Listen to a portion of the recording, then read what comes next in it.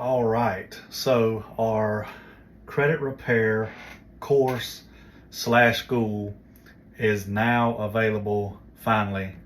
I apologize, I know it took a long time, but as you can see, you are getting so much information for $597.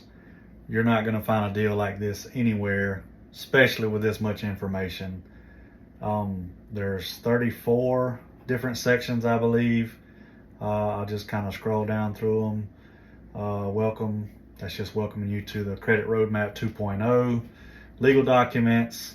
The System 1. Or System.io for credit repair roadmap is if you want to offer a do-it-yourself for your clients once you get your business rolling.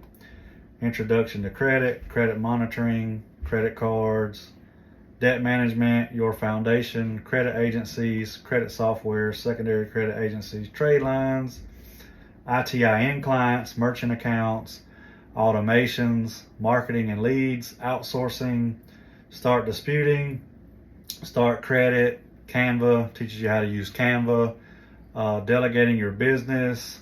There's the letter vault with all the letters, business funding, ebooks and lead magnets, 24-hour inquiry removal guide, statute of limitations, FDCPA violations. It's going to teach you how to learn what violations to look for that violate the FDCPA.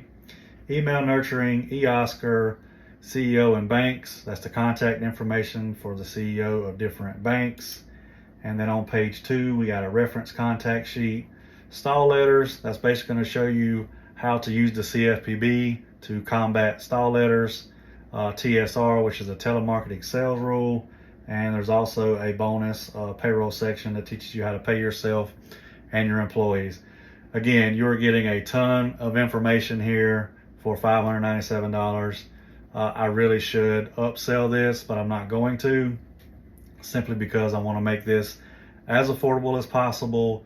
So if anybody's interested in starting their credit repair business or just learning how to do credit repair, reach out to me.